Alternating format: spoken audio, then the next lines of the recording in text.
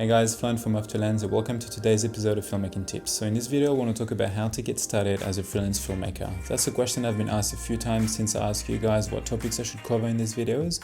So I'm going to talk about the different ways that you can have to get work at the start, how important it is to get noticed, to build your portfolio, and pretty much everything that happened to me or that led me to what I do here today. So obviously this applies to me, it's based on my experience, but I'm pretty sure you can relate to it if you're about to or looking into starting your filmmaking careers. As always, don't forget to subscribe if you want to see more videos like this one, and let's jump into it.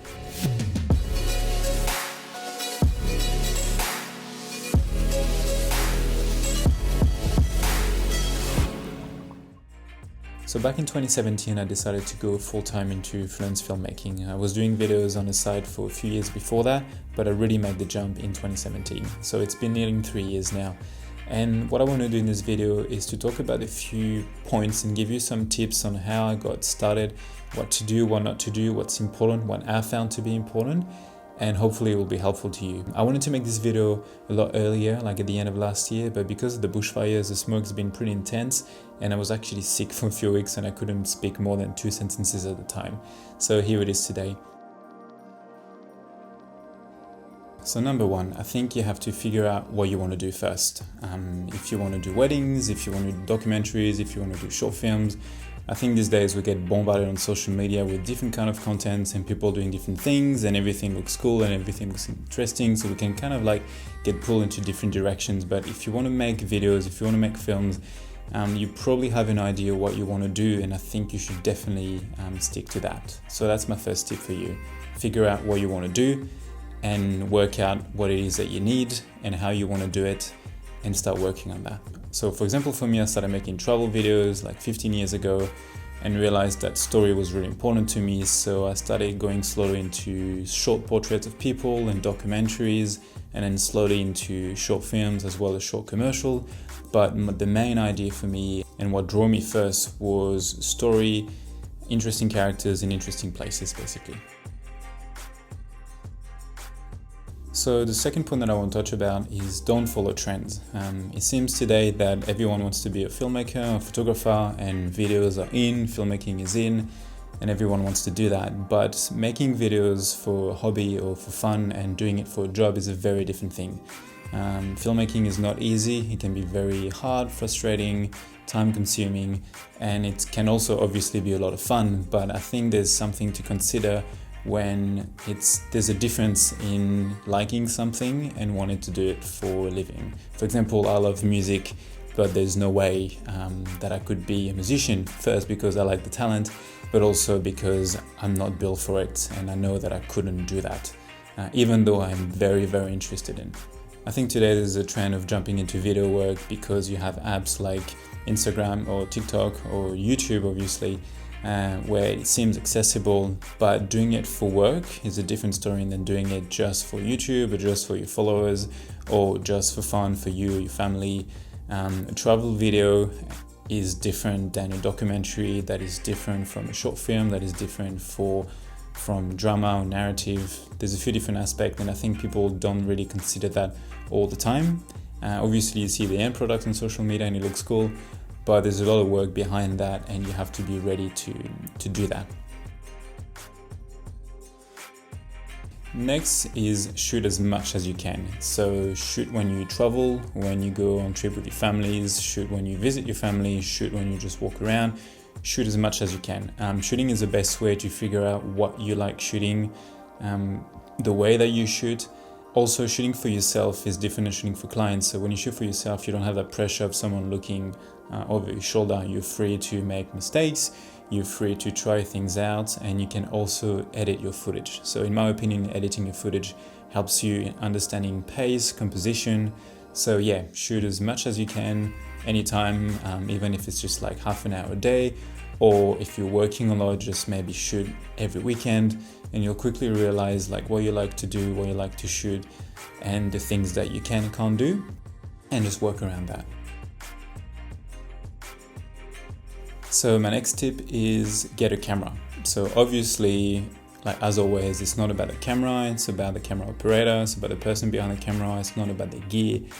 But when you're starting out, you kind of do need to get a camera, just because it allows you to shoot, allows you to try things out. And I'm not saying you have to spend thousands of dollars. Like my first camera, for example, was the original Blackmagic Pocket Cinema camera. I've had other cameras before, but like camcorders or DSLR that would do videos as well, but that was my first full video camera. If you don't have the budget to invest into a video-only camera and you want to take stills, like for example, then you can get an EOS R, GH4, GH5, and that will give you like pretty good options when it comes to photography and videography as well.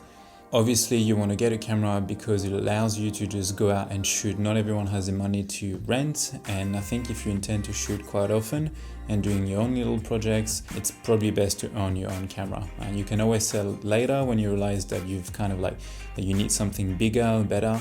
And also, in order to get work, you need a body of work, and in order to do that, you need to shoot as much as you can. And to do that, you need your own camera. Also, you can borrow a friend's camera, but it's kind of like renting in a way that you have to go through a process of asking and making sure that they don't need it. So yeah, my advice, get a small camera. It doesn't have to be an Alexa or Red or an Ursa. It can just be a small camera and you'll be fine. One of my first proper video was shot on a 5D Mark III, and that video got around in festivals and things like that. So really, cameras these days are in, and I'm a geek myself. I love gear. But just remember that you just need to be able to record video, and everything else is secondary. As long as you have something to express yourself, then it's fine. Then I would say put your work out there. So whether you create a YouTube channel, a Vimeo channel, being able to communicate with people and having feedback allows you to be a better shooter and to see your mistakes, so you see what you're good at as well. That's important because everyone talks about mistakes, but it's also good when you get feedback on things that people like. And if a few people start commenting on the way that you shoot, on the pace, on the music you pick, for example, or anything like that, it will show that you're doing something right. And that's kind of like fulfilling in the way that it's your work that's being not praised, but accepted and liked by other people. And it's a very good feeling at the start and can boost you a lot. I would say once you have enough of videos, and once you've built your Vimeo page or your YouTube page, create a website. And then once you have a website, it allows you to seem more legit with a body of work, and that can show what you can do, what you like to do, and what you want to do for work as well. When it comes to YouTube or Vimeo, a lot of people always ask me like, why do you use both? Which one do you prefer? So I've started putting videos on Vimeo, like I think in 2012 or 13. And I picked Vimeo because I like the way the website looked. I like the content there. So I would say if you're looking to connect with people and to find really great content when it comes to short film and documentaries and troll videos as well, Vimeo is a very good place for that. It's a smaller community. You can reach out to people very easily. I got lucky enough to get staff picked, so that gave me quite a bit of exposure straight away. I also put all my travel videos, and I actually got quite a lot of views, which then led to work. And I've always loved the quality on Vimeo as well. Like the files are just stronger, like the 4K looks really nice. But there are limitations, of course, and visibility is one. So I would say when I show videos to clients, so when I pitch or when I build a reel, for example, I will use Vimeo. So long story short, if you want to post reviews and travel videos and everyday things, then maybe YouTube. And if you want to put short films, short documentaries, narrative, then Vimeo is probably a better place for it. I would say to try both and see how you go. So next is working for free. So that's kind of like a touchy subject. I think you do need to do it. I've done it a few times. I've worked on set just to help out, just to give a hand. When I was doing work through Instagram, I was doing a lot of products for photos. So someone would send me like a watch, for example, and I would take photos, but I could list them as a client on my website, and other people that would see that wouldn't care if that was a paid job or if that was just a product for exchange. So I would say also have a look at Facebook groups around your area, and there's a lot of filmmaking groups out there and that always need help when it comes to set. You can just be give a hand just to carry things, backing up things, or anything like that. You never know who you're going to meet. Do not dismiss that straight away, especially at the start. If someone needs a hand, give it to them. If you're not in a way that you're only giving it if you're going to get something back in return, but I think it's always helpful to try new things. For example, I don't make short films or like narrative or music videos, but I'm trying to find a way to get into music videos by collaborating, and even if it's just with friends or with anyone, even if they don't pay, it's always a good thing to be associated with something that you want to get involved in, because getting clients and getting work into that specific thing that you want to do is not always easy. So working for free is one way to get into that. So yeah, just try it out.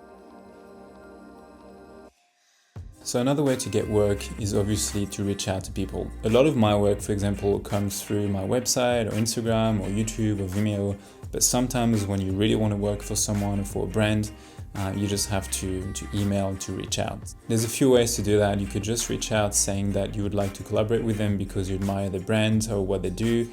It could be in a way that you know that you could offer something to them similar to what you already do. It doesn't have to be big, massive brands. It could be just a local business. For example, if you're trying to build a reel on documentary or on corporate even. In order to do that, being able to reach out to businesses and ask them if they need video work or if you'd like to do something for them for a small fee will allow you to keep building your portfolio, and ultimately that's what you want. Now I get work through my website because people saw my work somewhere, but part of that work was me just reaching out to brands and clients that I wanted to work with and saying, hey, I'd like to collaborate with you. Do you think we could work on something together? Most of the time you won't hear anything back, but when you do, it's definitely worth it.